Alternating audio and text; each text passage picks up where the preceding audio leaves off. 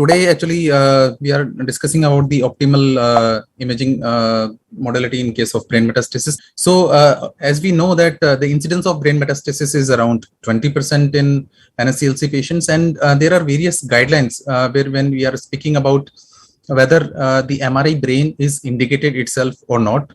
So basically, we try to use in the advanced stage tumors which are operable, so or radically cured, like stage 2, 3, and sometimes in case of 4 for the medical oncologist, my medical oncologist friends. So stage 1B is area where there is not much clarity whether we have to do a MRI brain in asymptomatic patients. So these are the guidelines. So if MR is not feasible in the area of setting, we can go ahead with the CT of head with the contrast, but the resolution of CT head as compared to MRI is far inferior. So the need for brain imaging in case of lung cancer is that brain metastasis can be asymptomatic. So around 10 to 20% of the population can harbor brain metastasis and they are not symptomatic, and they could be very small to begin with.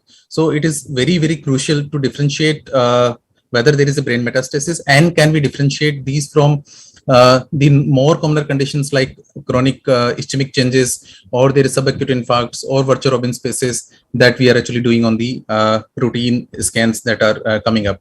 And these can potentially upstage the disease. And once we know that there is a brain metastasis, we can map the brain metastasis by using MRI, and it can help in therapy planning, whether we have to do surgery based on the site, whether it is eloquent cortex or not, or whether the numbers what are there, or we have to do an stereotactic body radiation therapy or brain radiation therapy or a WBRT. So typically the protocol that we use for brain metastasis, that we have routine sequences, and that is the T1 and T2 that are actually usually acquired to see whether the lesion is enhancing or not. T2 flare, actually it is helpful in picking up the lesions actually when these are leptomeningeal disease or just subtle cortical lesions that are there. Again, diffusion weighted images will try to help in differentiating from other conditions. Sometimes the brain metastases are just hemorrhagic and can be missed both on post-contrast imaging as well as on the T2 images. And we can pick up some of the brain metastases based on the GR images. And then routine sequences, we all know that if it is only a gray matter metastasis, which is such a small that it is not producing edema, it is only and only picked up by the post-contrast T1 weighted images. So there can be different patterns of presentation on imaging. So there could be a tiny nodule that is there in the last image. We can see that which has been arrow marked. So it can be just extremely small 2 or 3 millimeter nodule, which is not causing any edematous changes. Sometimes they can present an involving subcortical white matter and they will start producing edema. It might undergo a necrosis or a cystic change. That can be the presentation. It might have a ring enhancement. It could be solid nodular. It could be just hemorrhagic. No other features are seen, and it can be leptomeningeal. That is something which is more worrisome, having a poor prognosis. And sometimes in the odd locations, it could involve pituitary, choroid, or scalp, calvarium, or the subcutaneous tissue that is there. So next slide, please. So there could be various presentations. The thing that is having a worse prognosis is the leptomeningeal disease, and if it is a very early onset, it can be missed. So if we have a typically sulcal spaces which are whitened out on the post-contrast flare, that is the first image in which we can see that there is some white streaks that are there, and that usually will represent that there is an disease there, that is the leptomeningeal disease. In a non-case of this thing, if there are no signs of infection, this will represent a leptomeningeal metastasis. So one, there is a effacement of the sulci. You will not see the sulci, and these are the most commonest missed pattern of metastasis that we can come across on MRI. So again, this is how the hemorrhagic metastasis look like. Sometimes when there is a lot of hemorrhage, it is bright on the T1 weighted images, and then we have to identify and struggle whether it is a benign bland hemorrhage or it is a hemorrhage that is produced secondary in a metastatic site. So these hemorrhagic areas can be called on PET scan, And then we have to look about whether there is any subtle enhancement or not. In this particular case, there was a subtle enhancement that was present, and on the subsequent follow-up, when we try to resolve it, there is a significant increase in the size of the metastatic lesion. So what we need to mention on the reports is that one is about the whether it is a solitary or it is a multiple metastasis, and if what is the size, whether it is located in the eloquent cortex or not, and even if it is non-eloquent cortex, whether it is deep-seated, it is cortical, it is in the pontine region or somewhere else, and whether it is causing any edema or mass effect that warrants some urgent attention. And it is having some composition, whether it's a cystic metastasis with a mural nodule, or there is a lot of hemorrhage or necrosis that can alter the pathway in this particular patient.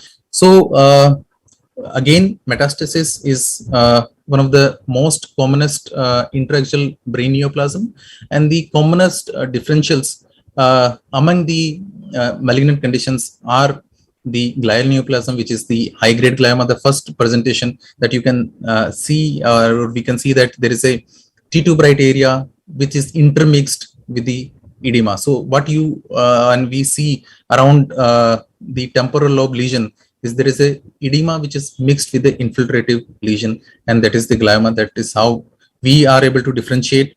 Again, this is the very classical NSCLC mets where you see a purely cystic disease and with a lot of exponential amount of edema that is located in the frontal lobe.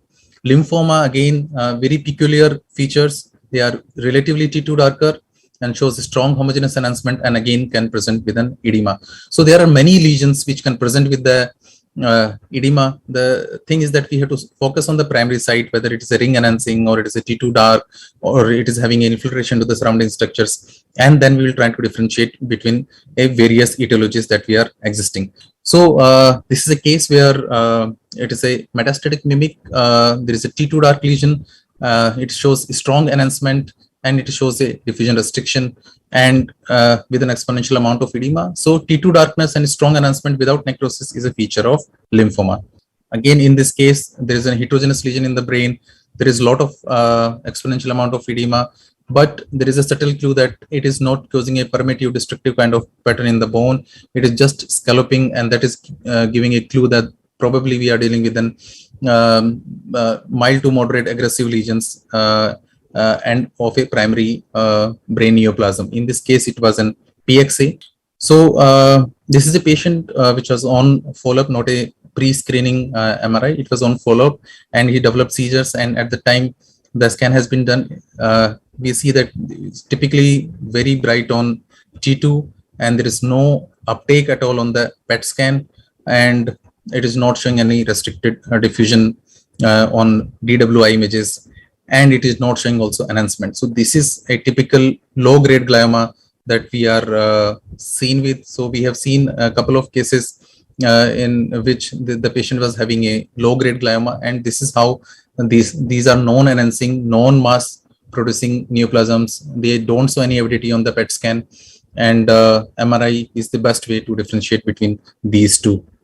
Sometimes when we have given RT in these brain metastases, this is the pre-screening MRI in which we have picked up a metastasis. This is the post-RT surveillance. Though it looks like to be unchanged, they gradually shrink over the time when they are responding. So once we have given the RT, and then we try to see whether there is an response or not. Sometimes the lesions can look much bigger.